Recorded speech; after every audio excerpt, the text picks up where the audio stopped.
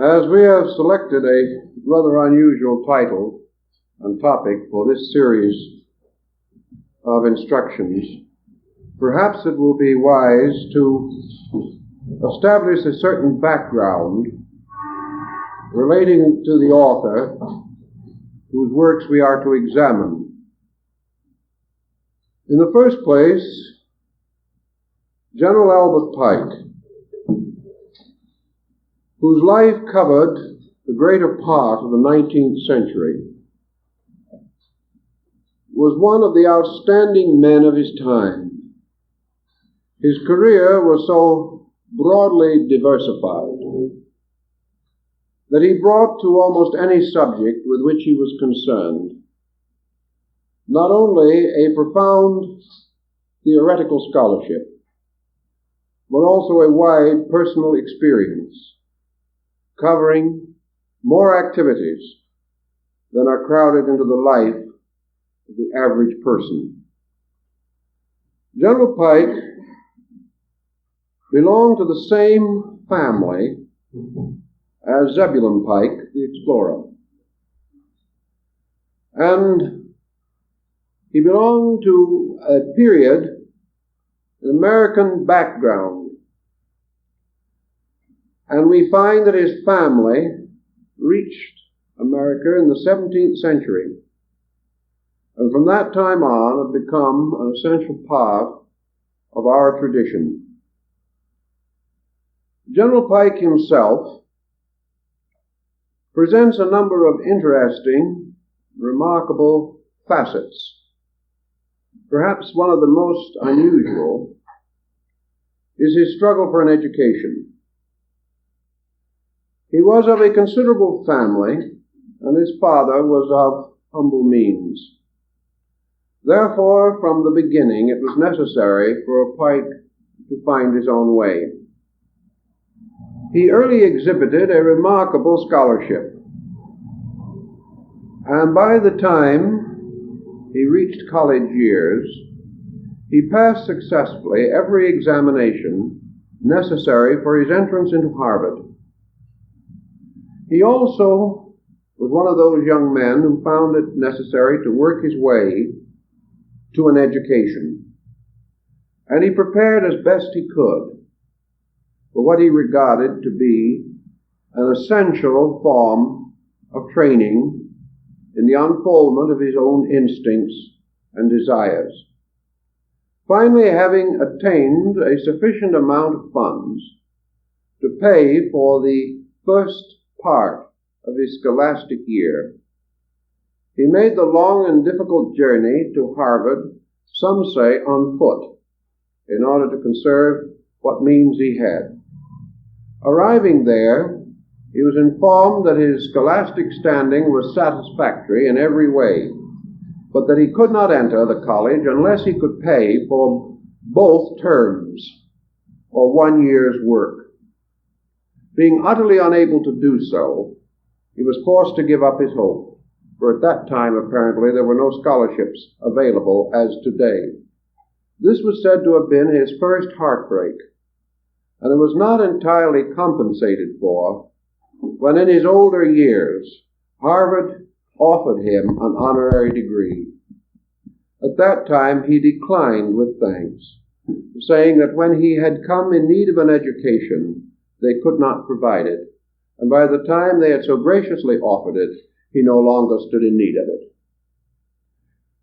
This particular point is one of many anecdotes, and as we go through the series, we will occasionally introduce some of these, but we do not wish to make the entire evening anecdotal, so that we will pass on to a few important points. Finding education on a formal level more or less closed to him by his own poverty, Pike followed the general practice of young men of his time and went west. In the course of this journey, he went along through Missouri and finally came into New Mexico and stopped for some time at Taos. From there he proceeded into the Indian country, establishing a trapping line, or servicing a group of traps in order to make a living. It was with his early contact with the Indians that he came to have certain understanding and appreciation for their values, and these were to form an important part of his later career. After other vicissitudes, he finally settled in Arkansas, where he became known as a good Arkansas gentleman. In these days also, he supported himself by school teaching, and gradually became a more or less influential member of the Arkansas society of the time, if we wish to so designate it. He improved himself in law and finally became an outstanding lawyer, and the records of the period of his residence in Arkansas show that he was involved in nearly one-third of the litigations in the area. He was elected also to office and assisted in preparing the papers for the incorporation of the city of Little Rock. In these same years, he took an interest in newspaper editing, became the temporary manager of a newspaper and owner thereof, a procedure which has been noted as having resulted in a marked literary improvement in the journal. But apparently the journal also weighed rather too heavily upon him, and he finally relinquished most of his influence in journalism in order to continue his practice of law. Life moved on with him in this way until the Civil War, at which time he received the commission of Brigadier General in the Confederate Army, and it is from thence comes his title of General.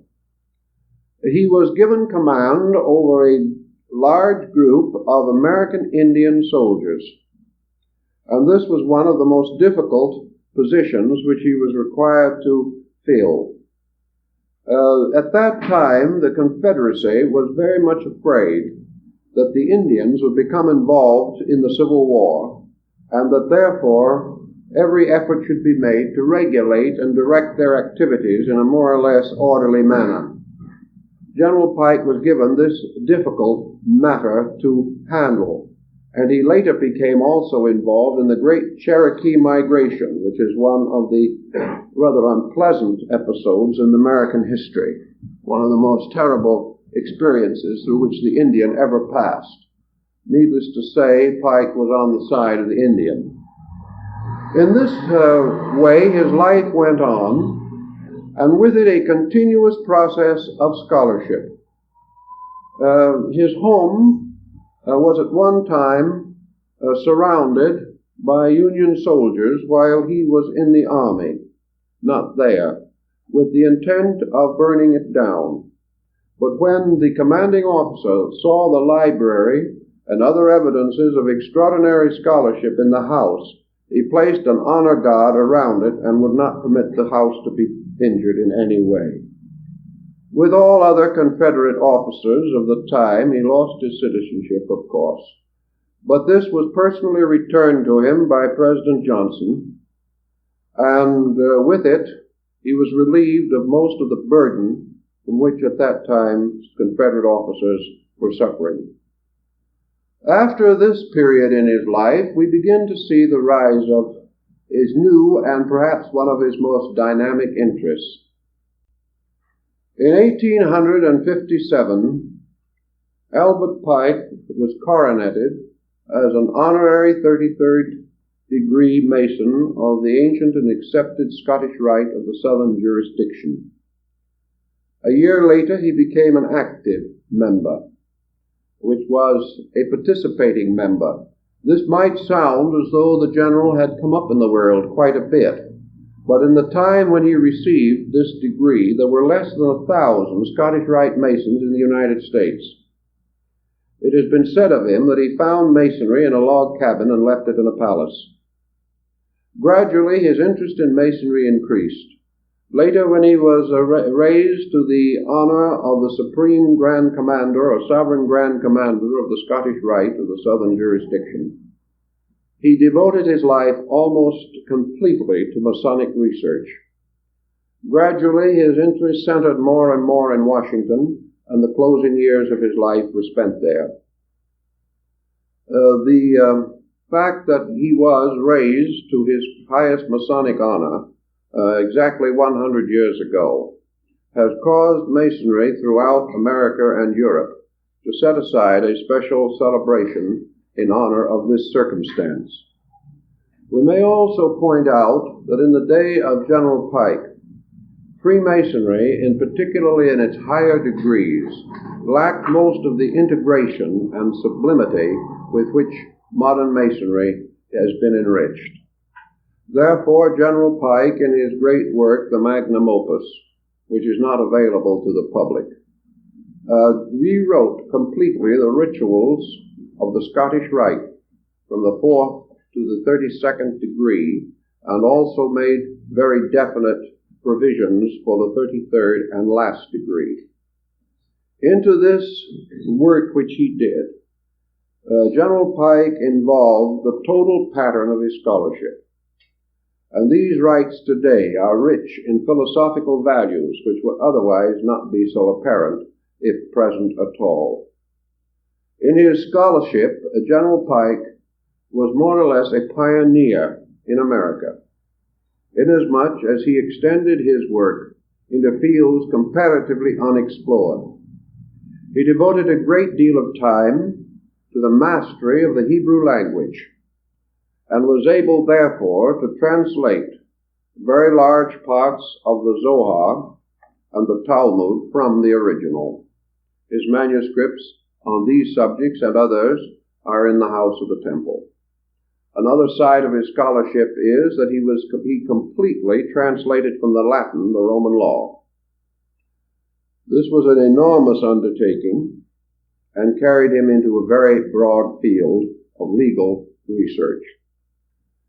Further than this, he became a master of the Zend language and translated the great religious classics of the Persians, particularly the Zend-Avesta. He also went further than this in his attainment of a knowledge of Sanskrit, and was therefore able to also leave in manuscript and partly published forms his translations of the Vedas and the great classical works of India. For a man constantly laboring, not only under restricted means, but under a tremendous load of responsibilities, we can see that he accomplished a great deal. There is a story told of him that while he was in Washington, where he used to love to sit by his window and watch his canary birds in their cages, and smoke his very long pipe, which unfortunately some of his successors attempted to smoke with very serious results, news came that a very distinguished scholar from Europe, with certain abstract problems in philology, was searching for an educated American. Having visited nearly all of the universities, including the one that Pike did not get into, he was ready to leave and return to Europe because he had found no one whose knowledge was broad enough or deep enough to meet his needs.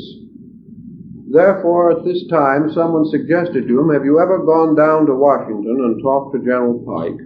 He said he never had gone there, he had never heard of General Pike, and who was he? But he was finally convinced that a brief detour would not do him any great amount of harm, so he went down for an afternoon and spent 6 months. During this time, as he afterwards expressed it, he had found the educated American. Pike's personal memory went back a long ways to the time when, as a young man, he had shaken hands with the Marquis de Lafayette. His entire life, running from about 1809 to about 1891, therefore covers a very large part of our American scene during this period. He is remembered, perhaps, as he was photographed for the great Civil War photographer Brady in Washington, as a very large man with a long black frock coat, white hair hanging in ringlets on his shoulders, and a full beard. He is said to have been exceedingly picturesque. On one occasion, while he was away on a trip, word was received by his friends in Washington that General Pike had met a sudden and unfortunate death. It was the wrong Pike, but no one knew it at the time. So a celebration, a kind of a wake, was held for him by his intellectual cohorts of various kinds. And just as the celebration was reaching its height, General Pike walked in the door. Fortunately, the doorbell was answered by an underling of some kind, who explained to him quickly the situation. Pike said, "Do not say anything. Just take me into the next room where I can sit and listen while nice things are being said about me." So he listened until he felt that he really had been duly honored, and then he made an appearance. This, he said, was to his mind perfectly correct, and the anecdote is preserved under the title of The Wake of a Good Arkansas Gentleman. Pike's sense of humor in Masonry, as well as his scholarship, has never been forgotten. There is an old legend, which probably is more true than otherwise, that when the time used to come for him to confer the 33rd degree upon some likely and proper candidate, he would get into a dashboard buggy with the candidate sitting on the back with his feet hanging over the back of the wagon. They would then take enough supplies for a very pleasant and convivial time and ride out to a quiet spot along the Potomac. Pike would sit on one end of a log and the candidate on the other. And when the refreshments had been finished, the candidate had been duly raised. Pike's attitudes on all things were not only profound, but delightfully human. He had none of the heaviness of scholarship. He was a genial, pleasant, capable person. And one of the last things relating to him, perhaps of interest, is on his deathbed. In the last few days of his life, the general was unable to speak. But shortly before his death, his friends noted that he moved his hand very quietly and very feebly to the wall alongside of his bed, and there he traced on the wall the Hebrew letter Shin. It was one of the last things that he ever did. By this character, he implied the word Shiloh, which means peace. And that was probably the last known important action which he performed. The general's attainments, therefore, divide into several groups. And in 1957, the Supreme Council, through its librarian, has prepared an outline of the works, writings, manuscripts, and papers of General Albert Pike. And through the courtesy of the House of the Temple, we have a copy of this. And we might note that although about a dozen pages, or maybe 20, are devoted to various anecdotes and other material, the rest of the book is nothing but a classified listing of his work, running into hundreds of volumes. So that he presents an interesting situation. Now, this in itself might justify his inclusion in a discussion, of course, such as we contemplate. But I think there are two other points that are very interesting and important. General Pike's scholarship was, during his own time, widely recognized. He was a man whose attainments in the fields of philosophy, comparative religion, and related subjects were outstanding, perhaps almost unique. Possibly the only contemporary rival that he may have had was Professor Max Müller, the great German Orientalist. As a result of this unusual attainment, it has long seemed that his writings, while in many instances related particularly to the subjects of Freemasonry with which he was most concerned, his writings extend far beyond this field, far beyond what might be termed such material as is of exclusive Masonic interest. It enters into almost every department of knowledge. Therefore, it seems appropriate that he and his work should be remembered in the field of general philosophy, in the field of comparative religion, and in all other fields in which his remarkable achievements have lasting value. It is a pity that works which are basic, which represent the highest levels of personal scholarship, should be neglected merely because they have been associated with a fraternity.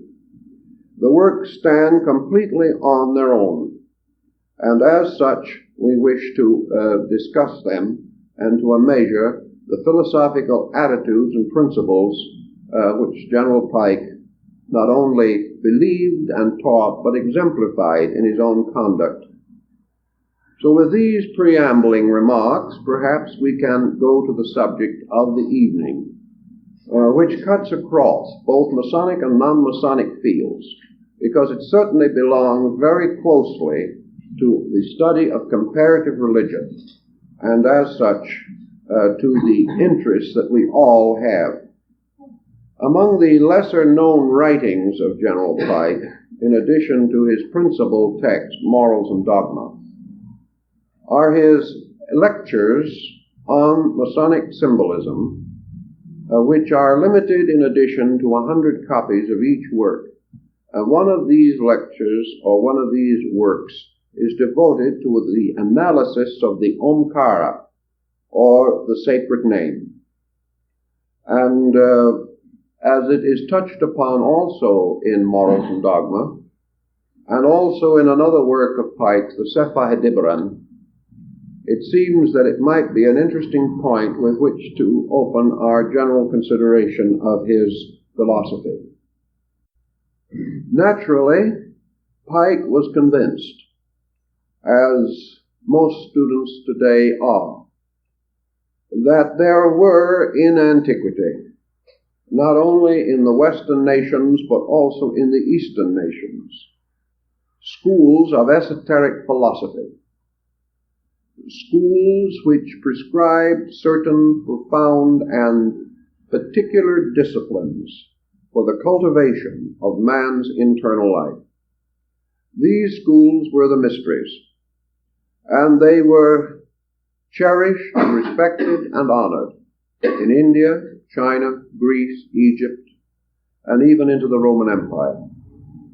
These schools, taught by a series of symbolic processes, causing the individual to grow or unfold by a process of intuiting from emblems, symbols, allegories, fables, and parables. In the beginning, therefore, General Pike wanted to point out that the language of the mysteries was never a literal tongue, not because perhaps men wished to conceal, but because those things which men most desire to know cannot be communicated with words. Man cannot merely be told a truth greater than his own capacity to understand. Therefore, the only way in which that can be imparted, for which there is not already an available content of understanding, is by means of symbols. Symbols are important because they cause the individual to increase his own understanding by the contemplation of them. They cause him to draw out from himself a background or a subconscious power to know, which he has not as yet advanced in a factual or objective manner. Therefore, symbols teach by persuasion. They introduce, they excite, they stimulate, they challenge. They are like the child's riddle. They cause the individual to desperately, in one way or another, seek to understand them. He feels himself frustrated by his own ignorance. He cannot allow this condition to continue. So instead of merely seeing and forgetting, he sees and examines. By examination, his attention is focused. By this attention, his concentration is stimulated. By concentration, in turn, his insight is strengthened. And he begins to search in himself for any shreds, any fragments, any parts of things previously known, which can have a bearing upon this new mystery. And first of all, he discovers that there is more knowledge in himself than he has suspected. He discovers that by uniting all his resources, he can grope forward toward a more adequate explanation of the thing which he seeks to know. This is good Orientalism in basic principle. It is the problem that lies behind the vast image pageantry of Asia. If the person is without imagination, if he is without desire for insight, if he is not in any way stimulated beyond the obvious, then the symbol remains a locked and literal mystery. But as he says, General Pike says in his work, the great heritage of Masonry, and in this he refers also by a broader meaning to any symbol that has descended within a body of philosophy or religion, that the great heritage lies in these emblems, in these figures, which meant something, which inspired and guided, and which were left as landmarks for those who came after, inviting the individual not merely to listen, but to search, but to quest in himself for the meanings locked within the symbols. A good symbol, therefore, a great symbol, is not immediately exhaustible.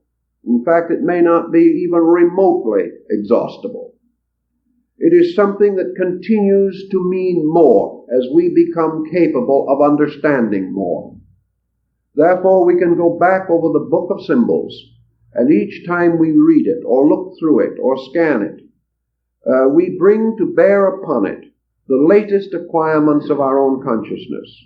So the symbol is forever unfolding like a flower, not because it changes in its own nature, but because our natures changing are reflected upon the surface of the device or emblem.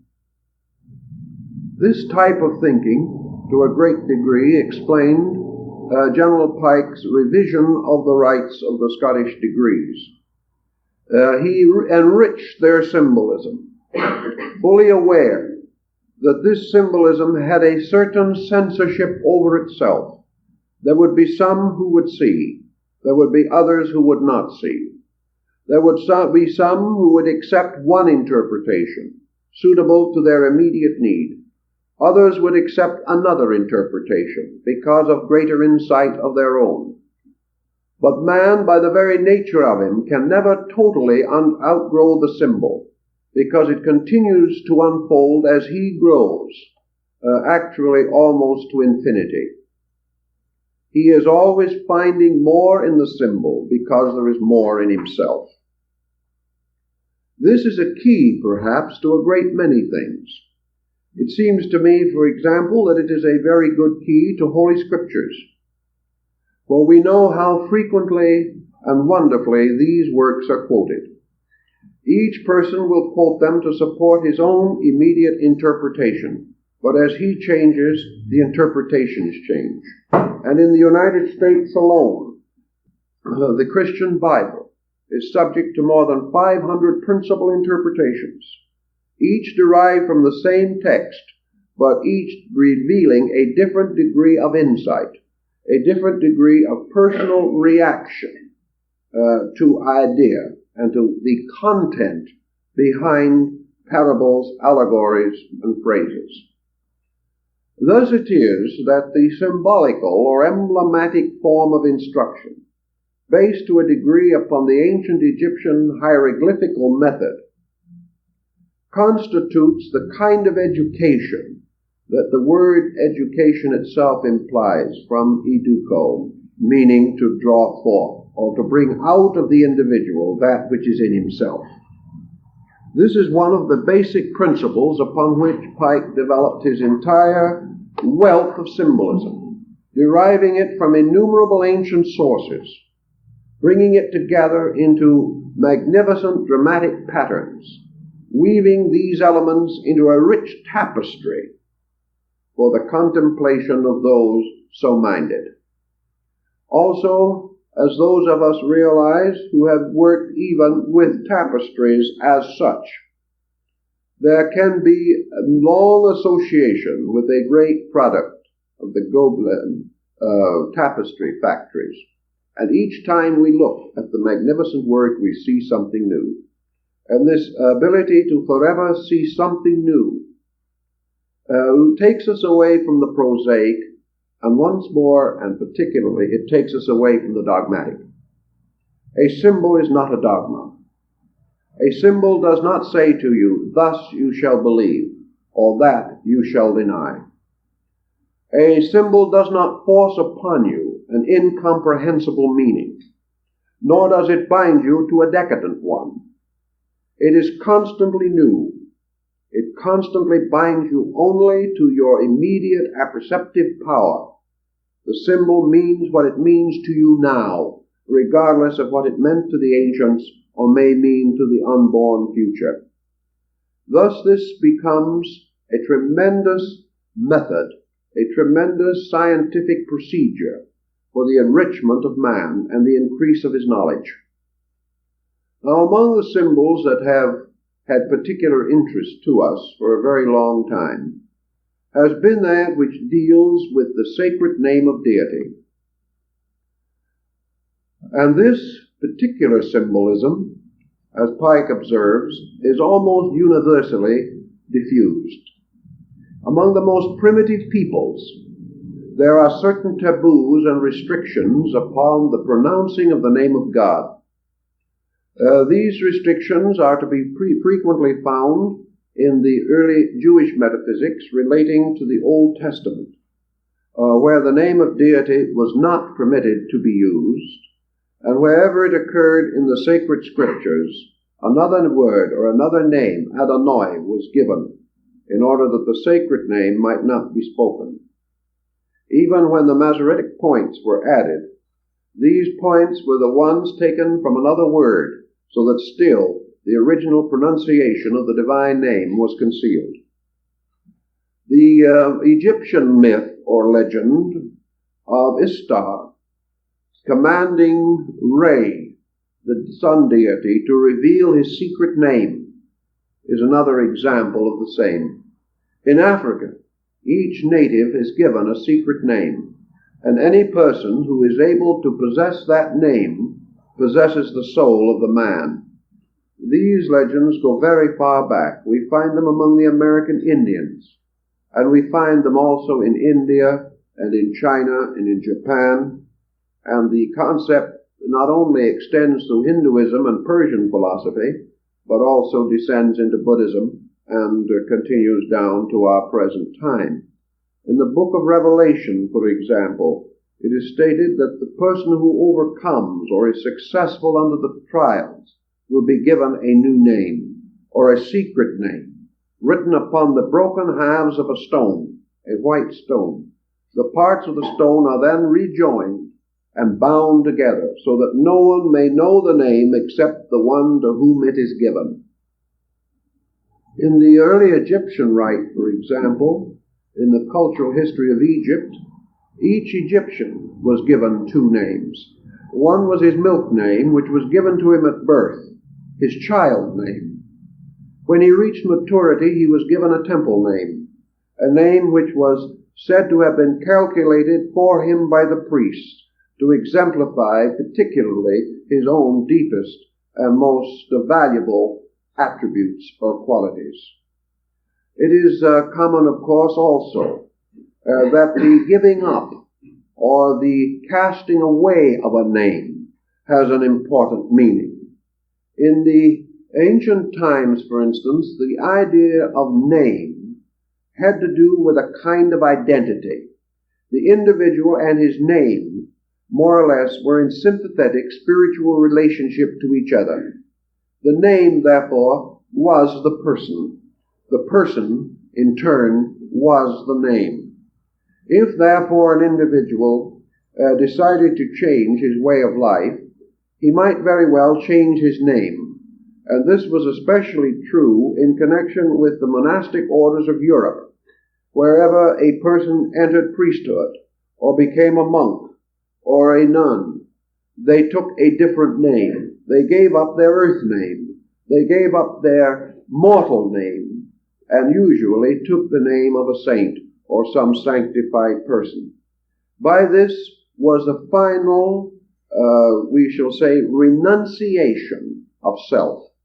To give up the name was to give up self, to give up identity, to cease all egoism, or to cease all emphasis upon selfness, or the importance of an individual or personal career or outlook toward life. These practices, widely diffused and continuing among many peoples even to the present time, undoubtedly originated in a very ancient system of culture. In the New Testament, we are told that there is a peculiar malediction, a peculiar curse to be raised against any person who shall change a name or a word of the text. That even in this sense, translation is a violation of this original concept. Now, some will assume, for instance, that this means only a great piety or orthodoxy, or perhaps some magical overtone. But such apparently was not the original intention. The concept seems to be the same as that expounded by Pythagoras of Samos. In other words, the name becomes a curious key to the thing named. By this I mean that nearly every name indicates the principle, the situation, the condition, the factor which the word itself has been applied to. Thus, for example, in the Old Testament, the name of Moses is something which contains within it a Kabbalah, a secret meaning. And those possessing the knowledge of the art may take from the name the true meaning of the thing represented by the symbol. Thus, the true identity of this person, whom we know was not actually named Moses, but to whom this name was given, the identity is concealed in the name. The same was true of Pythagoras himself. He pointed out that his own name, Pythagoras, was the master key to his entire system of instruction. If, therefore, this name was taken out of its original language, so that it could no longer be analyzed by the mathematical philosophy involved in that language, with the correspondences between numbers and letters, between mathematical formulas and the shapes and structures of letters, if these were changed, then the key to meaning was lost. For that reason, it was always held that the name was most important, that the name was the immediate landmark by means of which a mystery concealed beneath a name could be quickly discerned, and the entire statement or the symbolic pattern involved with the name could be reorganized, changed, and directed into the full statement of its true meaning. This situation we find frequently in classical literature, where the names of the Greek gods, the names of the Egyptian deities, the names of the Hindu deities, the names of the Chinese divinities, all these are not merely personal names. They are philosophical formulas by means of which a new dimension of understanding is possible. And in each one of the countries involved, including China, India, and Arabia, there are definite arts or sciences by means of which these names can be opened. There is a key to them, the key which turns 7 times in the lock, the key which, twisting back and forth in an involved combination formula, results, for example, in the unfoldment, perhaps, of an entire text out of one name. This type of thinking is unfamiliar to us, and we probably have more or less neglected to develop it. At the same time, we know the ancient did, and the principles of it are preserved in the Kabbalah under the Notoricon and Gematria, the ways of breaking open names or words, and through the study of them to correct errors which might otherwise creep into our thinking and our philosophy. General Pike points out that deities of various levels nearly always have peculiar word combinations involving certain specific and definite numbers of letters. The great Jesuit priest scholar Athanasius Kircher developed what he called his design of the 72 names of deity. These 72 names are all composed of 4 letters and represent an almost universal diversity of roots. That the number 4, therefore, had a particular and peculiar significance in relationship to certain deities, we have to remember.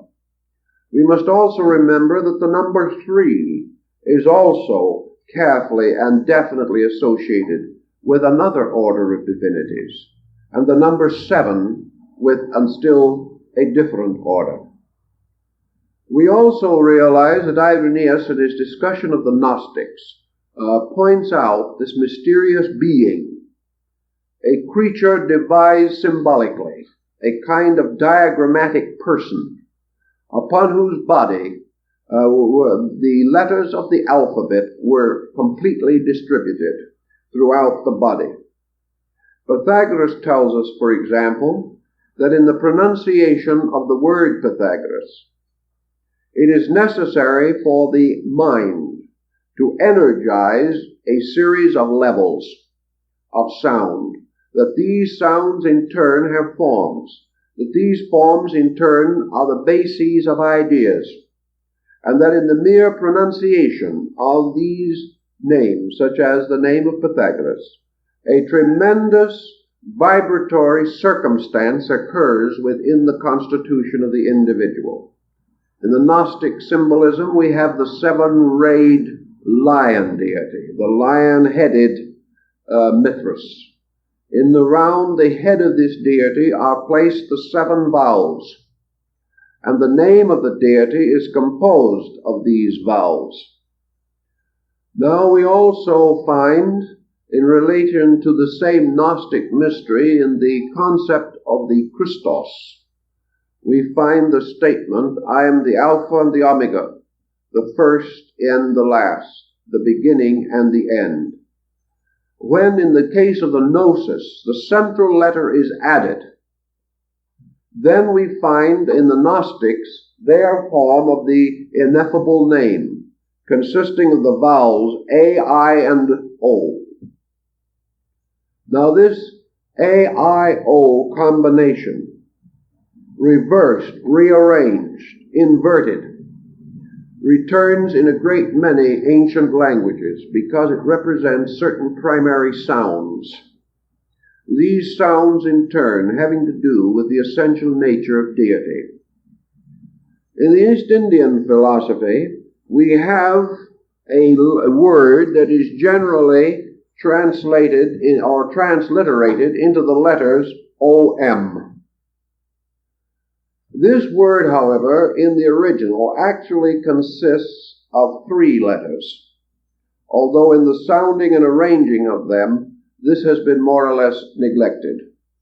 More correctly, perhaps, if we wanted to transliterate, we would come upon AOM or AUM because of the structure of language. Now, as you also know, in the ancient languages, U and V were interchangeable. And even in early English, this is true. Even as late as the Elizabethan period, the U and V form and the W were interchangeable. So AUM, AOM, or AVM stand together to represent something. The symbol for which, the principle for which the symbol stands is that of the Supreme Being. Yet the Supreme Being is not merely indicated by what has been termed a monosyllable, but what is really 2 1/2 syllables. It's a very peculiar structural form. But now when the Hindu approaches this subject, he tells us, for example, that these 3 letters become the first letters of 3 words. That A stands for Agni, the principle of fire. That the U, V, or O, for which are interchangeable, stands for Varuna, which is the principle of water. And the M stands for the Mahuts, or the principle of air. Therefore, we have these 3 letters standing for 3 elements: fire, water, and air.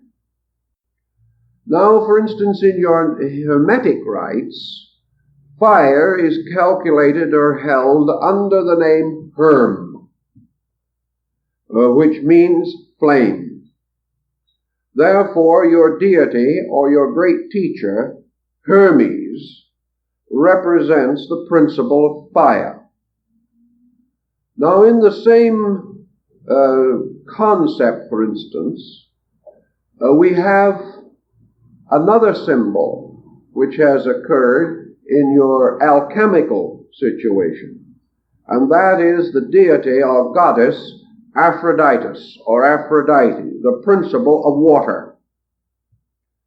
If, therefore, in the alchemical process you marry fire, which is Hermes, to Aphrodite, which is water, or you achieve the marriage of the sun and moon, you produce what is called in alchemy the hermaphrodite, the Hermes Aphroditus, which means the fire, water, the male, female, God, nature, heaven, earth. And the words themselves become of great importance to us. Now, in the ancient legend of the building of Solomon's temple, we find in the Bible that a very cunning workman by the name of Hiram was brought to assist in the development of the temple ornamentations and artifacts. Now, here is one of the interesting examples of what happens when we make a mistake. In the ancient language, the Hebrew letter H and CH are almost identical. The only difference is that in the CH, a stroke is slightly separated from another stroke, which is, in the H, the stroke is separated, and in the CH it is not. The figures are identically the same in general appearance. Therefore, the term Hiram has come out of a CHRI instead of an HIR. Thus we have Hiram instead of Hiram. Now when we take it in this form, we have CH, R, and M. We have the 3 letters of the language. We have the Chet, the Resh, and the Mem, which mean fire, air, and water. and we are exactly back to our AUM in India. Therefore, we must search for something which justifies this. We must seek, if we can, to find out why this CH, or the fire symbol, was used in connection with this person. We know that he was a cunning workman in metals, and we also know that fire is the only element that will work metals, so that it has to be fire. But this is the hermetic fire, the fire of the mysteries, the fire of transmutation, the fire of regeneration, the fire which tempers steel, the fire which takes base metals and fuses them, permitting them to be worked. And under this fire we therefore have an appropriate symbol of the creating power. And the great religions of antiquity, of course, included in ancient times the worship of fire, the worship of the principle of life as fire. In the East Indian system, therefore, our sacred name contains the roots of the three powers, the three basic qualities by means of which earth is moved. We may say, therefore, that fire represents spiritual content, that water represents psychical content, and air represents intellectual content. We come, therefore, further into the idea of a triad composed of spirit, soul, and mind. We further find that the fourth element is always left out, the element of earth. Therefore, we have a quaternary consisting of three agents operating upon a fourth power or principle. Thus, by such analysis, we can begin to apply the meaning of certain words, using them as methods for the discovery of valid principles concealed beneath words. Why in the ancient rituals and symbolism should the name of deity be regarded with such peculiar veneration, and to be regarded also as something that must not be revealed?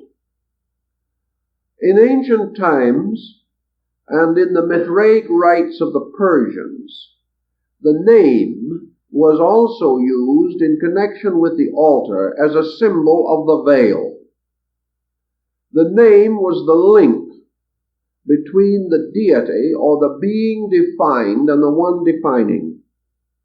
Thus man, approaching deity, approaches first the name of deity.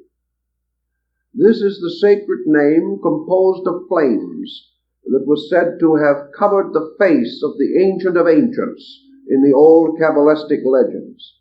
Those seeking to penetrate the mystery of God were first of all faced by what were called the army of the name, which was a very interesting thing. It returns to us again in Egypt, the army of the name. This army formed the god of honor. It protected the substance or the subject of the thing named from profanation.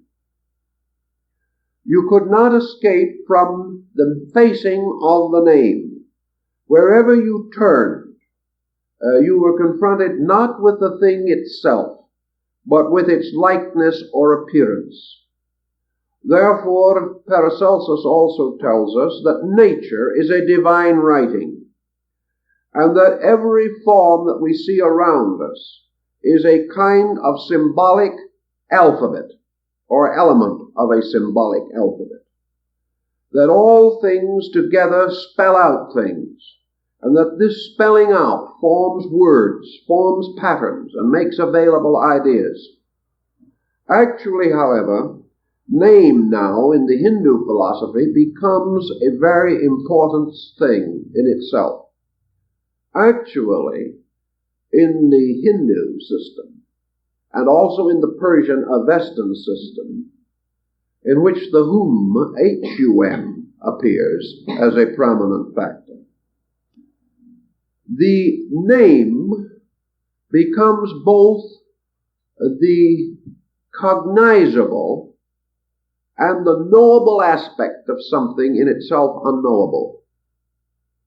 We may speak the name without knowing the nature. Therefore, name and nature are not, in philosophical mysteries, entirely identical. We may remember the words of Van Dyck, "Who names it shall never find it, and for the one who finds it, it needs no name." Thus, name becomes, in a sense, a veil. It is the army of letters that conceals the truth. And the individual who is content to accept the name will never possess the fact. Socrates gives us this same priceless bit of information in another way, in which he discourses with his disciples concerning the difference between name and nature. He asks a disciple what a certain thing is.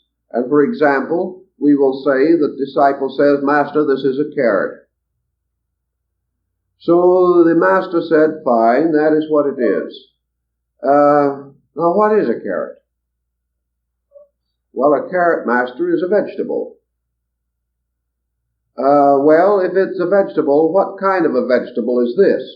And the disciple says, "Master, this is a carrot." And by that time, Socrates smilingly says, "Yes, and now my ignorance is complete." Yet how many of us have been accustomed to name substitution for idea? There is scarcely an idea that we possess that hasn't died in the naming. There is practically no principle which we seek in which our desire to discover is not satisfied merely by name. Instead of searching for idea content, we call things by names that have been given to them. True, if we are to believe Genesis, these things were named according to their natures. But their natures are concealed in the names, only by gematria. To discover the meaning, we must penetrate the veil, or the name. Therefore, in the mysteries, the name was emblazoned upon the gate of the sanctuary. But it was so emblazoned as to be undecipherable, concealed in some symbolic form that might not easily be captured or known. It identified the house of the god, but it did not reveal the god. In the same way, nature, as the great name, identifies the house of cause, or the house of principle, but it does not reveal the principle. It shows us a series of symbolic depictions of principle. But as long as we are willing to accept the shadow for the substance, the name for the thing named, we are in a desperate situation of ignorance. Here is where modern semantics is stepping in an effort to relieve us from the burden of name. We name a person, and yet in naming them, we accept them without knowing them. Yet we regard the fact that we possess their name as important. We know or believe that if we can call a person by his right name, he is a friend. If we call him by his first name, he is an intimate friend or a relative. But called by any name, he remains unknown. For actually, the name is never, as far as our thinking is concerned, enough to provide us with the substance for which that name stands. The name, therefore, is applied to a being, a condition, a situation, or a fact. Yet by this, we have only the stimulation of a general identification or orientation. We do not have the substance. This furthermore points out the danger of the total substitution of the spoken word for idea. It reminds us that the essential facts we desire can never be communicated by word alone, and also reminds us, as the Greek pointed out, that we have come into the sovereign difficulty of all. We now have come to think with words. This is a very important thing. When an idea comes to us today, even out of ourselves, this idea, before it is even concreted, is expressed in our own consciousness by a name. We give it a name before we have even formulated it. We think with words. And because words have sunk into us from a great many association factors, they have become like tiny blocks with which we attempt to build up ideas. Therefore, we array a word against a word and believe that we are toying with ideas, which we are not. We have never permitted ideas to have the freedom from the word. Now, certain ideas are very sacred, and these ideas are protected by symbolic words. But common ideas, which we should know are not protected, they are bound, they are held, they are imprisoned. Ideas are incarnated in words, and having thus taken embodiment, they come under the same restrictions as all embodied things. Words are born like bodies. They have a life and they die. Languages are born, flourish for a time and die.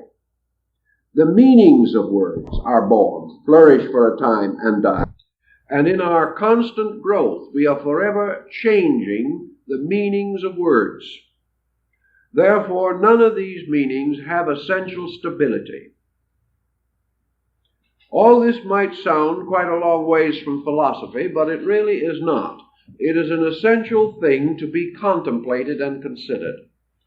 And in your Indian thinking, the word always represents a kind of test, an initiation, the possibility of penetrating beyond the word, the possibility of passing through the gateway of the word, to discover, if possible, the substance behind this elusive, shadowy form.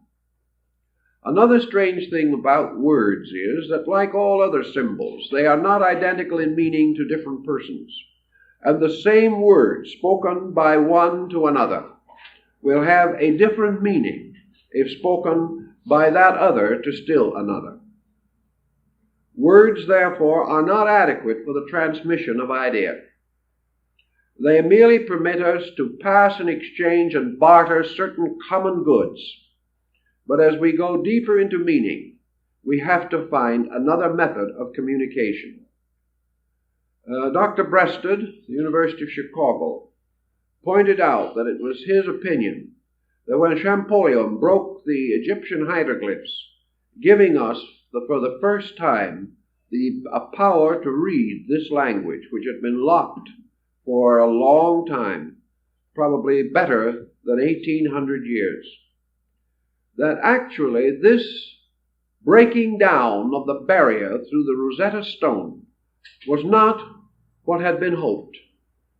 He was convinced, Dr. Breasted, that the Egyptians had two complete languages which they held together by one set of hieroglyphs. They had a language for the preservation of ordinary knowledge, and they had a sacerdotal language in which they used the same glyphs with a totally different meaning. That the outer form and the inner form were only apparently the same. The priest, therefore, could write in the common character, and the reader would come to some common knowledge, but not the original meaning, which only another person of the same understanding as the writer could actually comprehend. In Europe, this same procedure drifted into ciphers, in which sudden or secret meanings were concealed within familiar word patterns and could only be discovered by those possessing the key to the decoding of the cipher. Thus, we have a whole group of factors involved in this concept of words. and their relation to religion and philosophy. Ultimately, this means that the exhaustion of idea in philosophy requires a far greater knowledge of language and of words than we have realized. This implies then that ultimately language will have to move into the philosophic group, because only when we have this knowledge can we rapidly advance certain ends which will otherwise remain obscure. For example, in the New Testament, we are inclined to think that the stoning of Stephen marked the first martyr of Christianity. That Stephen, who has since had a very important place, was a person's name. Actually, this is not the case. If there was this man and he was stoned, unfortunately, we do not know his name. Because to the student of language, it becomes immediately obvious that Stephen could not be his name. Because Stephen comes from Stephani, which means a winner in a public competition. This man had either been a winner in the games or in some rhetorical competition. He had been crowned with the Stephanic crown. Therefore, he had the distinction of having been so honored. The fact that he was so honored has been forgotten, and now it is presumed that his honor is his name. Another example is the famous mystery surrounding the identity of Melchizedek, king of Salem. We are not at all sure who or what this Melchizedek may be, because the name doesn't tell us. It is not a name at all. It merely tells us that this man was a priest of Zedek, that he was therefore a priest of an ancient deity. And we must search in the mysteries and the rituals and the symbolisms of the cult of Zedek for the things we have now merely summarized together under the name of a man. That this follows through is also into the second part, because he was king of Salem. Now we, of course, think of Salem inevitably as a place, but Salem means simply peace. He was a prince of peace. He was a holy man. And the fact that he was or was not from any community has no value in the decoding of the thing for which he stands, a point which is still locked scholars because they have tried to make these things appear historical. That there may have been such a priest we do not deny, but the importance of him and his place in the Scripture deals with an entirely different subject. Also we find a point which I think is maybe worth mentioning in this respect, the habit that has long survived of identifying the deities of one faith with the evil geniuses of another. Whenever a faith has been overthrown by its adversary and another religion has taken its place, the old gods have been slowly but inevitably transformed into demons. So in medieval demonology, we have a whole group of evil spirits, princes of darkness, all of them derived in some way from honorable terms of another faith. For instance, when we wish to think of utter and complete confusion, we perhaps will follow the thinking of Milton in his Paradise Lost, where he makes the evil spirits to abide in pandemonium. Now, the word pandemonium is derived from the word Pan, which was the nature deity of the ancient Latins and Greeks, and to a measure of the North African Egyptians. Pan, the basic term of our word panic also, and also of our prefix Pan, Pan-American, Pan-Pacific, simply means in the sense of spreading over all, or covering all, or including many things. Pan-America would be all the Americas considered together. And Pan was the god of all nature. But he had the body, supposedly, of a goat with hoofs and the horns of a ram or goat, and he gradually got transformed into our traditional devil, simply because he was no longer fashionable. Another good example is Beelzebub, prince of devils. He is Baal-zebub, my lord who sings, one of the highest and most important good deities of the Babylonians. Each one of these terms has thus gotten into trouble. The daemon of Socrates became the demon of medieval theology, quite a different meaning entirely. But the attendant guides and guardians of one became the tutelary infernal spirits of another. And our name Lucifer from Lux Pharaoh simply means the bearer of light, and has nothing to do with the connotations now associated with it. Thus, names have again been perverted for various purposes and uses, and about this we must sometime stop and give pause and thought. The Mithraic rites of Persia, following the older Zoroastrian and Zarathustran cult, developed around the mystery of the Ineffable name, the symbol of life. In the Egyptian mysteries, the supreme power of life was represented by the Croix Anseta, or the ansated cross, a cross in the form of a T with a loop above the center of it. The ansated cross was the original Nilometer, a device used by the Egyptians in estimating the inundation of the Nile.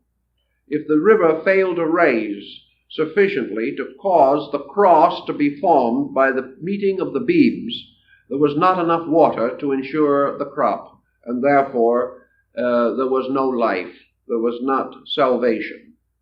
This symbol later became a concealing form for the word, or the ineffable name itself, and is shown issuing from the mouth of Ramesses the Great on the carvings, and the little cross comes out of his mouth at the time when he spares the life of an enemy or pardons a criminal or something of that nature. It is a sign of forgiveness, or the return of life, the rebestowing of life.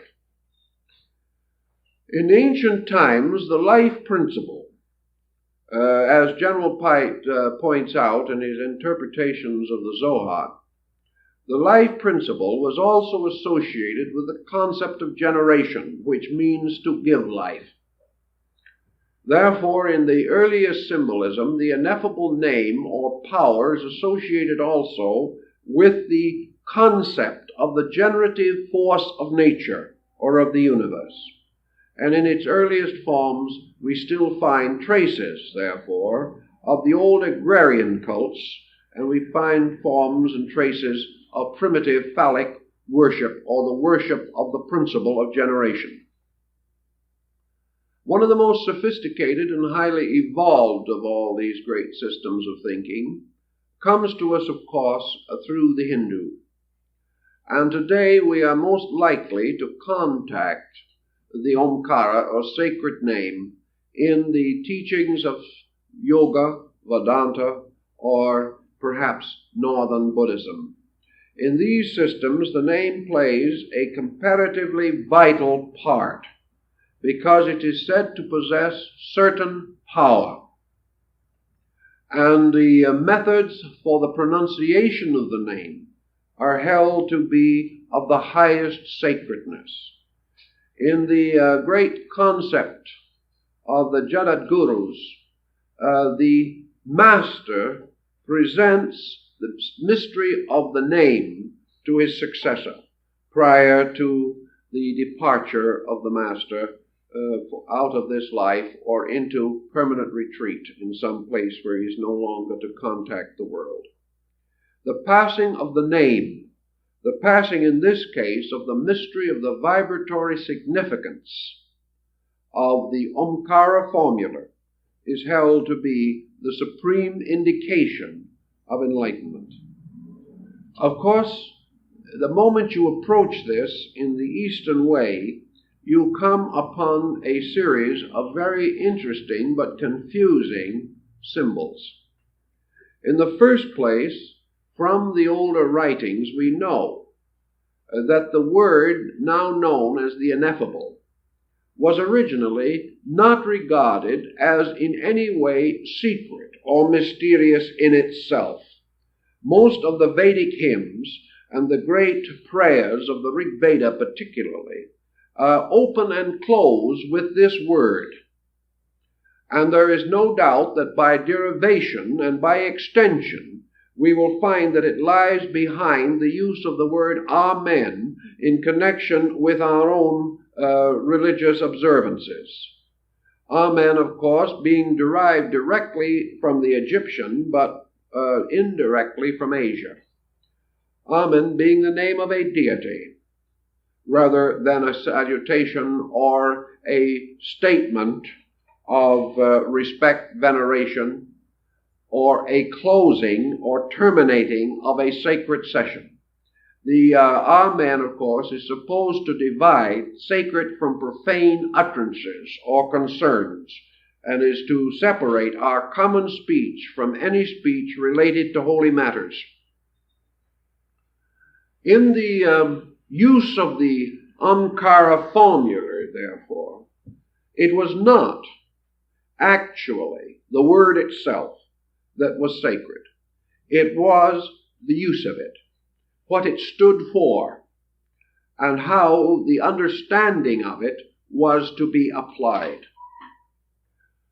In the ancient times, then, this word, which was divided into three essential parts, or two complete parts and a half part, a time, and a half time, which we find referred to in sacred writings, having to do with this particular problem.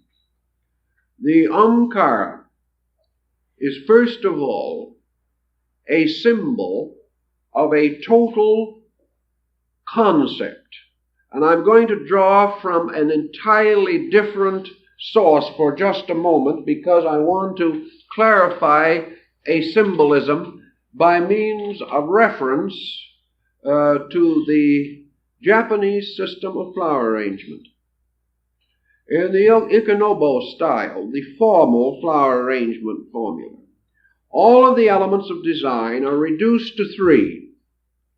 And these three are referred to in the older text as the blossom, the bud, and the leaf. Now, the leaf and the blossom are a time, and the bud is a half a time. There is again a mathematical formula, because the bud is not yet complete. It is only a part.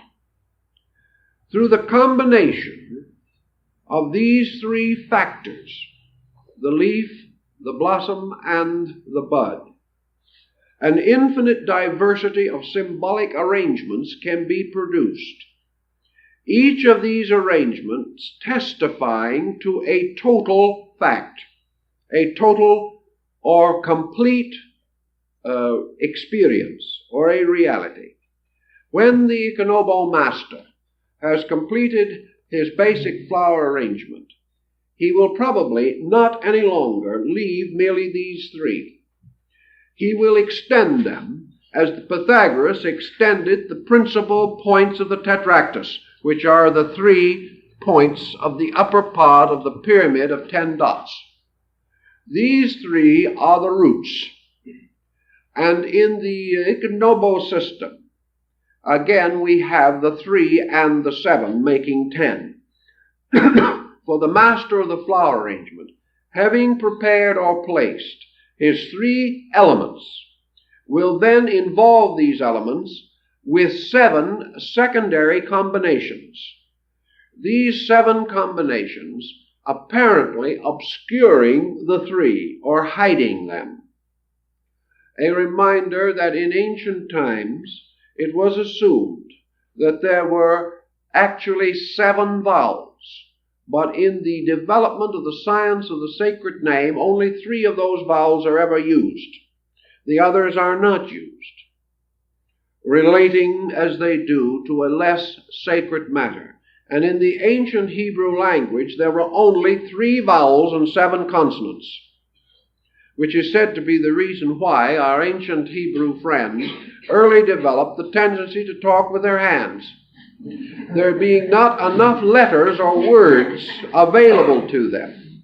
And it was only after ages in which the language became sufficiently rich for it no longer to be actually necessary to use a kind of diagrammatic use of hands, gesture and motion, which incidentally also occurs in your mudras of India, of which there are 3 and 7 essential groups or patterns.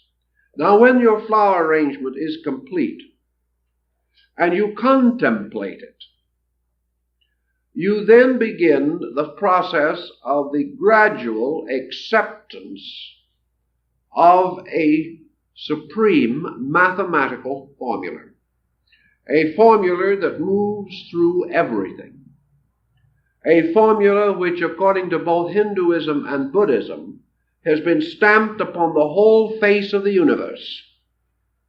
Therefore, your flower arrangement in its little bowl rises from rocks, which represent the earth, or the 4th principle unnamed. And it rises in the form of 3 living things, each of a different length, each with a different relationship. And these in turn unfolded or enclosed by additional lines mathematically derived from the I Ching or the trigrams of the Chinese, by means of which ultimately a total design is invoked or brought into existence. If you study these 3 arrangements, therefore, you can also turn to Oriental art, which is based upon your flower arrangement formula. Here you observe that your picture always consists of 3 parts: heaven, earth, and man. You find that the entire relationship is therefore factually mind, body, and person. Mind, body, and person indicates, for example, that a mysterious loom is set up, the monocordium mundi of Pythagoras. A mysterious bridge is used to span between mind and matter. And this bridge that spans this interval produces a series of factors which ultimately cause what we call man.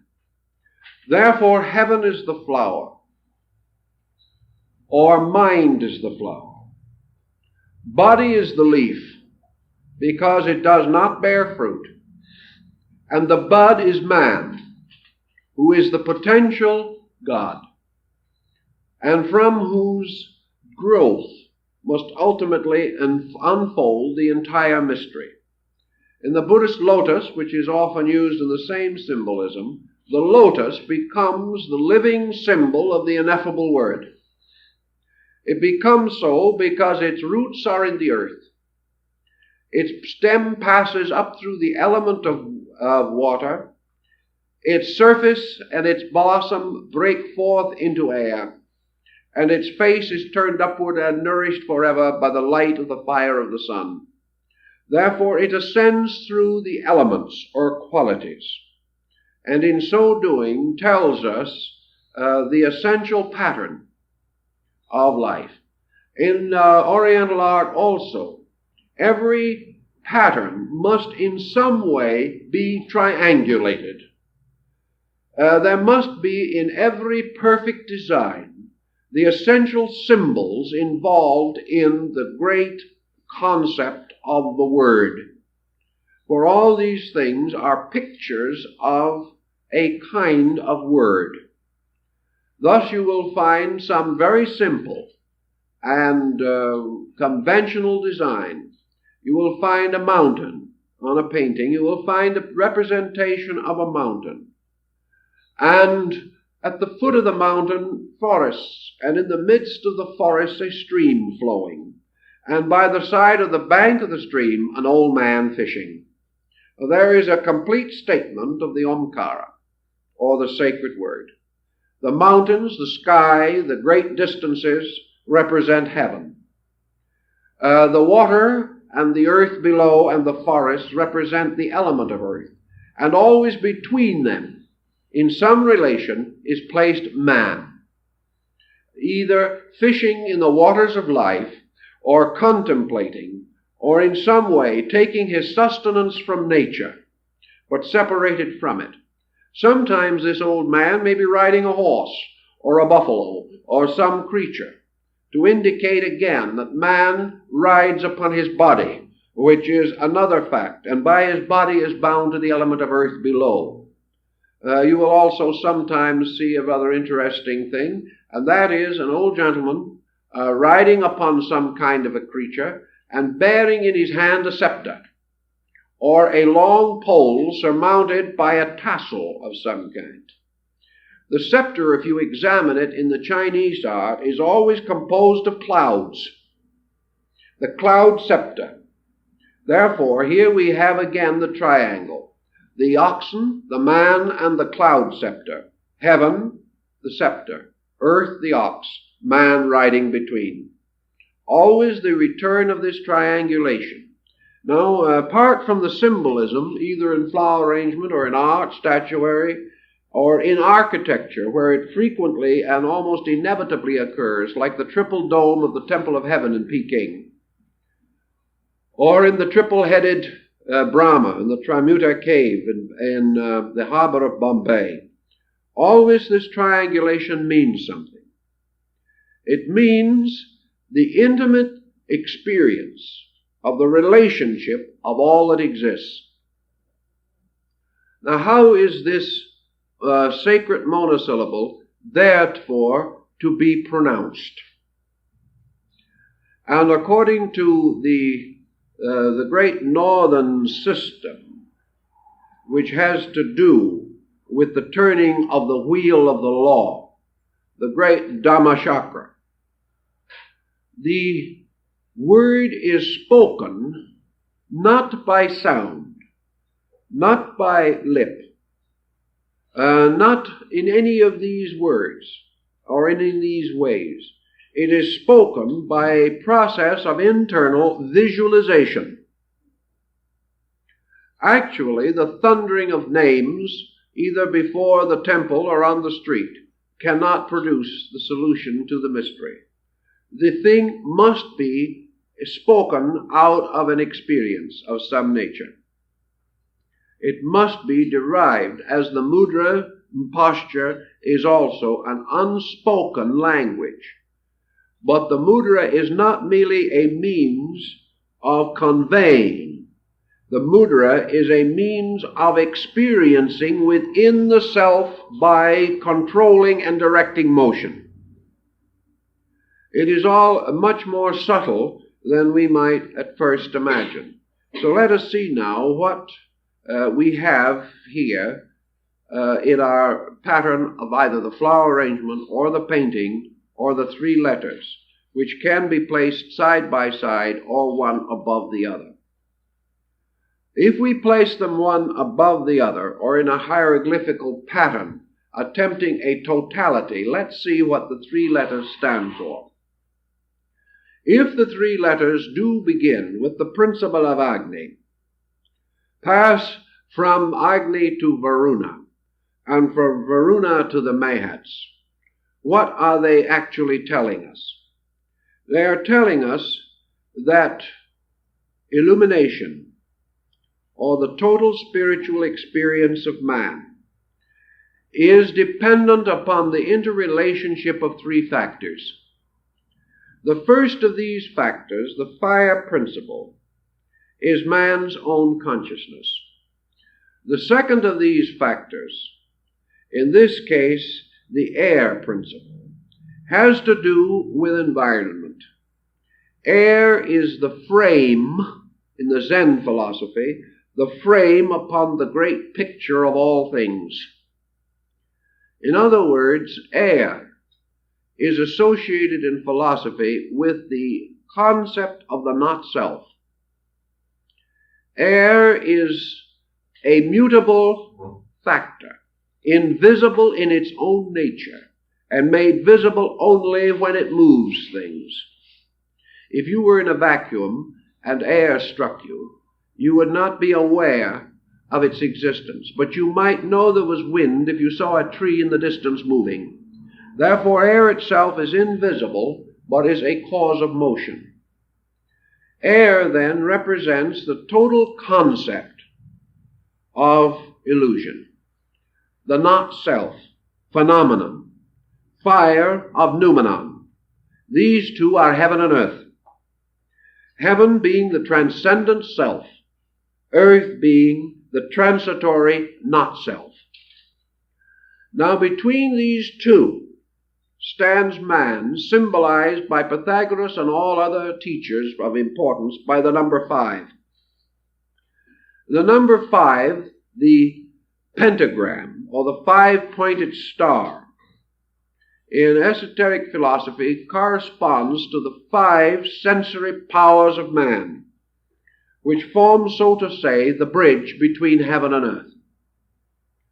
Therefore, we have internal consciousness, external, the object of consciousness or environment, and between these two, the bridge of knowing, the bridge of communication, represented perhaps by a little boat floating upon an ocean or upon a river.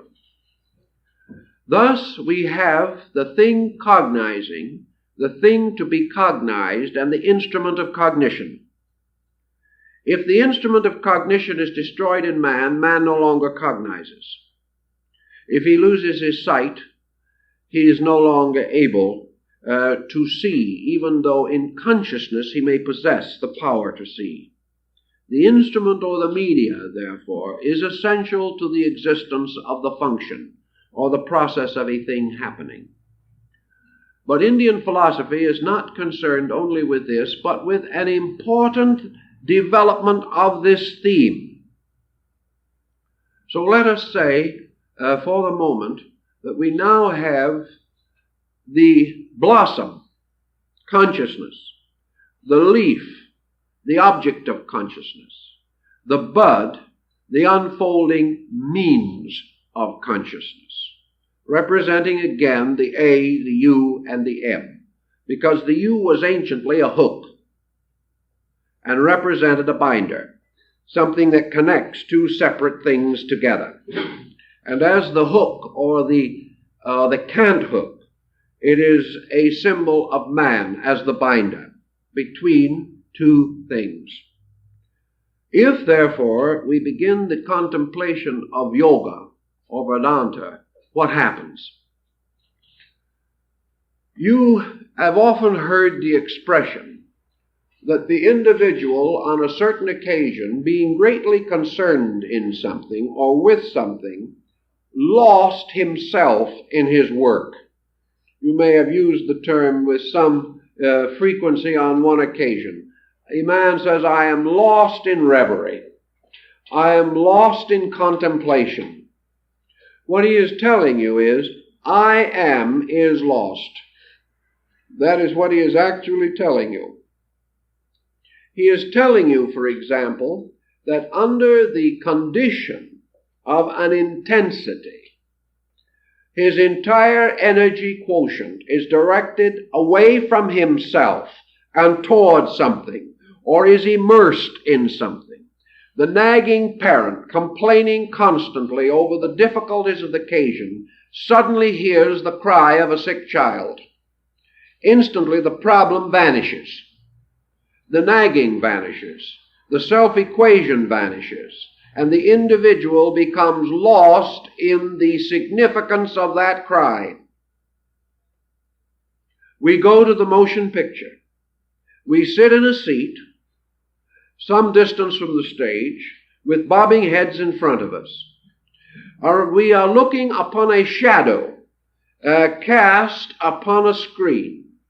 We know that our favorite star's face, as we look at it in a close-up, has a mouth 9 or 10 feet wide, perhaps, and that also that this face is large enough to fill a barn door.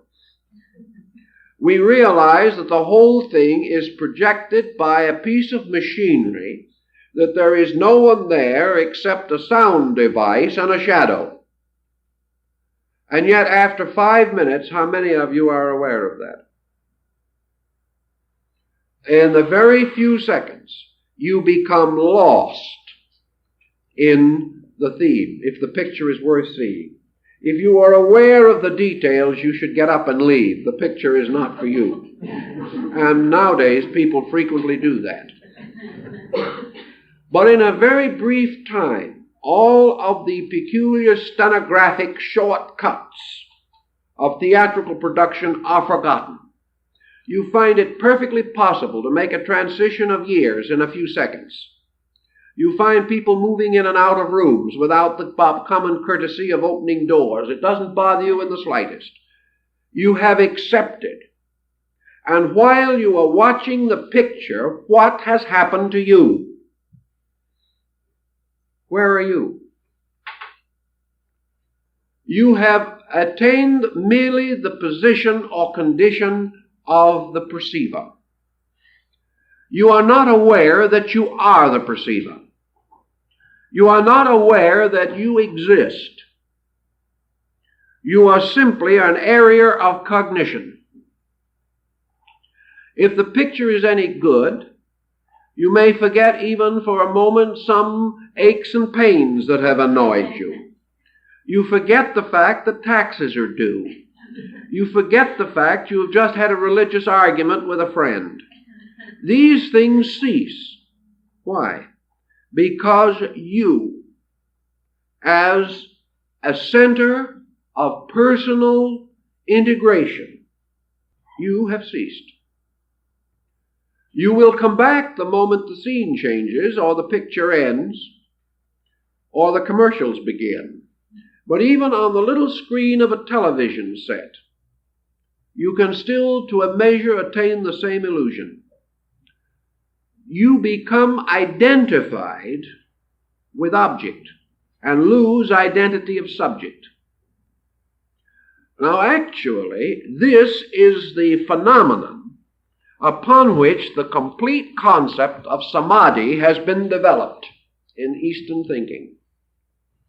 It is also the concept that underlies the parinirvana of the Buddha. Cognition without self.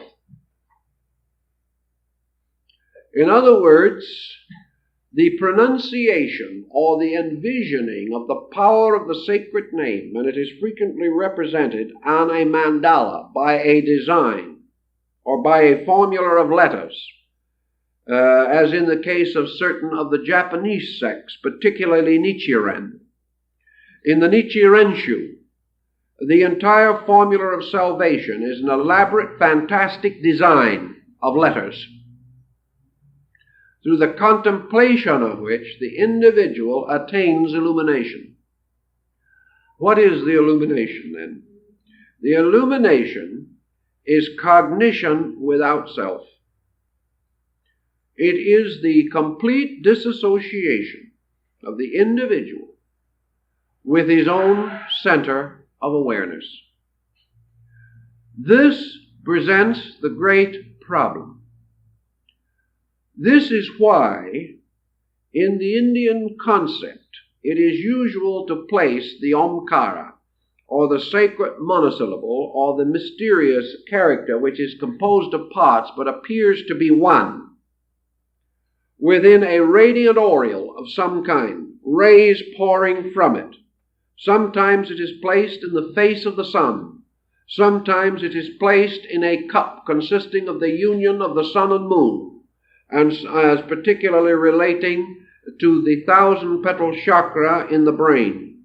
Sometimes it is placed upon the open pedestal of a lotus flower. Again, the lotus flower, or the blossom, representing, by its unfolding, the revelation of the Omkara, or the divine name.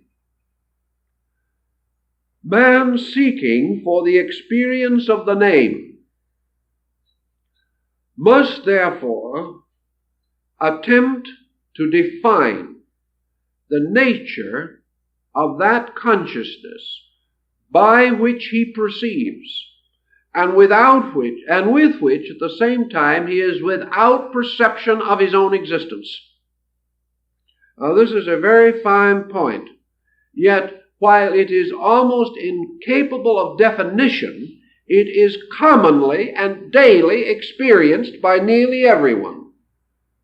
This is why who names it shall never find it, and who substitutes the name for it, or who spends his life intoning the mantras, will, as the ancients themselves pointed out, fail in the work. Why does he fail in the work? Because in the intoning of the mantra, he must by volition perform the action. Now, the point of involvement in the esoteric system is that insight, completely removed from and apart from the volition of the will, it makes possible the immediate apprehension of reality. In other words, the formula is that which can perceive without being aware of the perceiving factor can and does perceive totally. In that instant, the universe bursts open, and the individual beholds the radiant form of the symbol of the Ineffable. As long, however, as perception is dominated by the will to perceive, as long as the individual looks because, as long as the consciousness of you being the one who sees remains, you are captured on the bridges which link the internal and the external. The moment your own sense of selfhood is permitted to stand between you and total apperception, you will never totally apperceive. Why? Because immediately that which is seen bears a relationship to the one seeing. The individual perceiving, we will say, a certain thing around him. Supposing he looks out and he beholds a house. As long as he sees a house, this in turn causes the rise of the qualities within the nature by which truth is blocked. The individual says, I like the house. I do not like the house. I like the color of the house. I wish I had the house. I am glad I do not have the house. The house is good. The house is bad. All of these resemblances and all of these relationships are based upon the acceptance of the individual as the judge of the house. He has determined, in terms of a kind of material utility, that which he will permit himself to see. And that which he sees, he likes, dislikes, accepts, or rejects upon the censorship of his own faculties. Thus, in all of this procedure, there can never be total definition, total understanding, total apprehension of house. If, however, the individual perceiving is unaware of himself as the perceiver, he does not construe, qualify, or censor that which is perceived. In Vedanta and Yoga, therefore, truth is never further from any living thing than the power to perceive it without selfhood. And it can never be any nearer than the self will permit it to be. We are all seeking for the definition of truth. Truth is the absolute, unconditioned fact of a thing. It is that which absolutely is. We can only perceive this when we neither add to nor subtract from the testimony of the apperceiving power of the individual. And to achieve this, we must suspend the faculties of comparison, analysis, acceptance, and rejection. We must cease forever to say, what does this mean to self? And we must say, what is this? By taking, therefore, the mandala concept, the individual apperceives the nature of being from the nature or substance of the Omkara formula. Now he may apperceive not only with his eyes, he may apperceive also with his ears.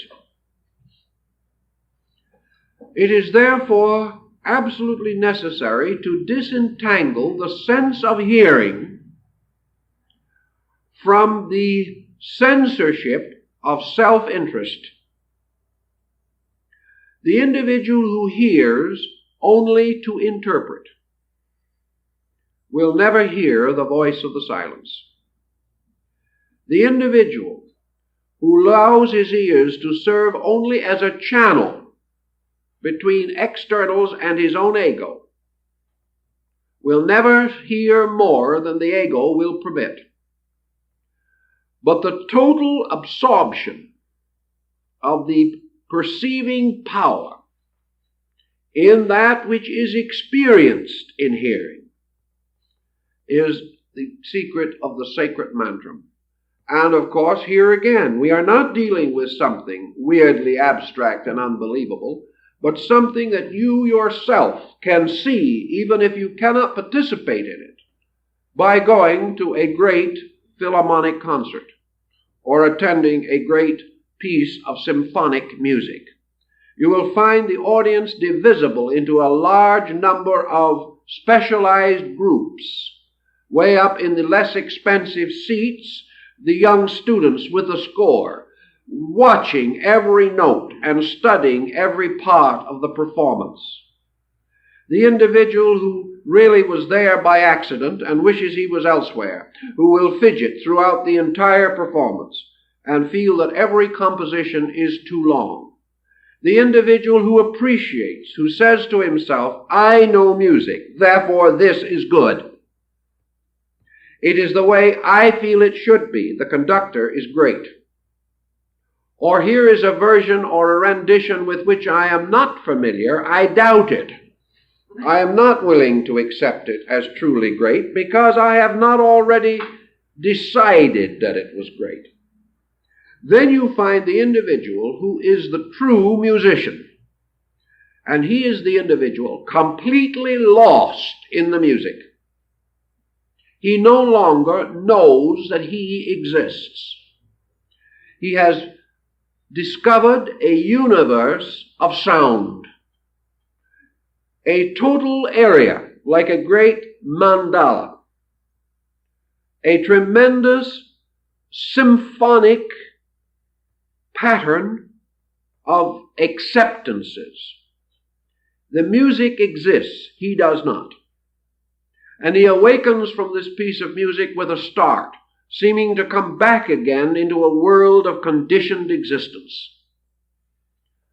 In the Vedanta and Yoga, we know that the individual who is totally identified with the music is not a listener. He is the music. He has bridged the interval which divides himself as a being from the total experience which he wishes, or which he is willing to accept. He is no longer analytical. He is no longer interested in composition alone or anything of that nature. He is responding totally to the sublimity of impact, the totality of music. Thus we live also in a universe of sound. And we have something else. We live in a universe of form. While we examine form, estimate it as the artist does, we may be critical of this, critical of that. We are school-bound. We are worried about modernism. We are worried about impressionism. We are worried about the pre-Raphaelites. We are worried about this, tradition against tradition against tradition. Then we have the individual who is the total artist. The total artist is completely free from the boundaries and barriers of tradition. He is seeking the experience of complete beauty. If he attains that experience, he is unaware of self. He is aware only of beauty. And being aware only of beauty, he is beauty. There is no longer any interval, nor is there any qualification of beauty. That which he experiences is eternal. Man seeking truth, seeking God, seeking the experience, therefore passes through this patterned formula. And this formula is contained in the concept of the three conditions which have to conspire wherever the situation of reality is possible. Therefore, the name is actually the anatomy and physiology of the divine nature. Therefore, in the contemplation by Vedanta of total being, we are told that it may be experienced by different persons in different ways. To one, the suspension of ego in the absorption in the circumstance or in the condition itself may loose a universe of sound. It may cause the complete experience of identity with sound, or it may form an identity with color, or it may form an identity with rhythm or motion. Thus was expressed in Taoism, where reality is absolute rhythmic motion, in which the self is completely lost by being one with a motion which is so profound and so tremendous that there is no longer the possibility of experiencing the motion and still remaining self-aware. In the same system, there is presented to the individual in Vedanta and Yoga, and under the symbolism of the Ineffable name, the concept of a total and complete infinite being. An infinite being variously described and defined, but perhaps most available in Vedanta, at least, by the concept of absolute and infinite love. Now, in this concept of absolute and infinite love, the mind has already been trained from that kind of affection which is truly personal to that kind which is truly universal. If, therefore, in the contemplation of the universe, the mystic finds his total absorption or identification with the serenity, the beauty, or the divinity of the divine love, or the infinite compassion of the universal existence for the creatures which it has fashioned, then in this experience, the individual ceases in the very fact of loving. He becomes intimately, emotionally identical with the totality of the universal emotion as he senses it, feels it, or perceives it, without retaining any identity. Consequently, what is true self, the infinite self, which lies beyond the conditioned self, that very infinite self which is also symbolized by the Omkara emblem? That infinite self is the state of you in which you are unaware of your personal self. Therefore, you cannot say of this infinite self, this is its shape, this is its nature, this it likes, this it does not like. Nor can you say to yourself, this I will explore. For the moment you turn your attention upon it, your personal selfhood is reborn and the thing ceases immediately. The true and absolute consciousness of life is that consciousness which is all perceiving without self-perceiving, that has no center, but is diffused throughout the entire area of its acceptances. Thus, identification brings with it this total sense of knowing without the sense of a knower, without the fact that you know anything. You are in a state of knowing, but not in a state of self-knowing. And in this suspension of all faculties and all powers, you have an ineffable state. An ineffable state for which no conceivable symbol can be devised in its own nature. Nothing can represent it.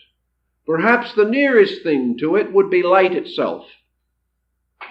But in this sense of the complete power to experience without central focus, you have infinite diffusion of self. You have the possibility of pointing out the situation described by the Swami Vivekananda, namely, this sudden realization that you are everything, simply because you have ceased to be something.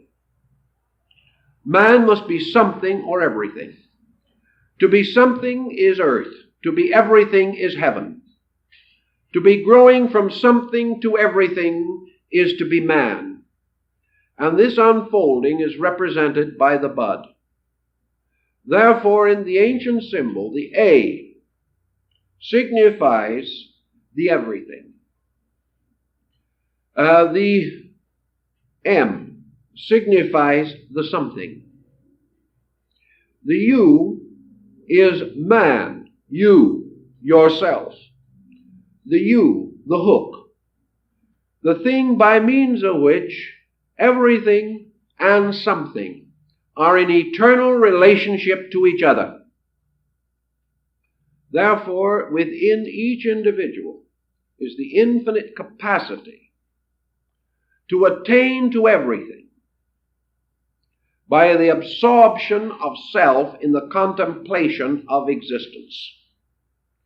And whether this existence be a small flower growing in the garden, whether it be a great painting by Michelangelo, like the walls of the Sistine Chapel, whether it be a magnificent piece of architecture, like the Taj Mahal, or a tiny inscribed leaf of vellum by some ancient monk, that which causes the immediate sense of comprehension, the immediate absorption of self in the contemplation of that which is superior or that which is more than meaningful. Whenever this occasion takes place, the individual has the experience of samadhi. He has the experience of existing forever without existing as a person at all. In those moments of complete detachment from self, There is neither beginning nor end, old or young, up nor down. There are no attachments and no detachments. There is a complete absorption. And when this absorption is the result of man's directing his attention to sovereign reality, so that he is able to have the complete experience of reality apart from selfhood, when that occasion occurs, he is said to have completed the formula. And the form in which it comes may be one of three, and each will sound its own keynote. For in this final analysis, three factors are related, and the relation of these three factors makes the experience. So that your real nature, the divine symbol in you, is this mysterious thing by which you can be conscious of things without being aware that you are conscious. Thus, awareness is less than consciousness. Self-awareness blocks it. But the fact that there is a kind of consciousness superior to ego is demonstrated by its complete function free from ego. In fact, its perfect function under that condition. This is only the beginning of our discussion, but I see the time is up, so we'll save the rest of it for next week. But we want to do a little more with the name, and then we want to go on to another phase of General Pike's research.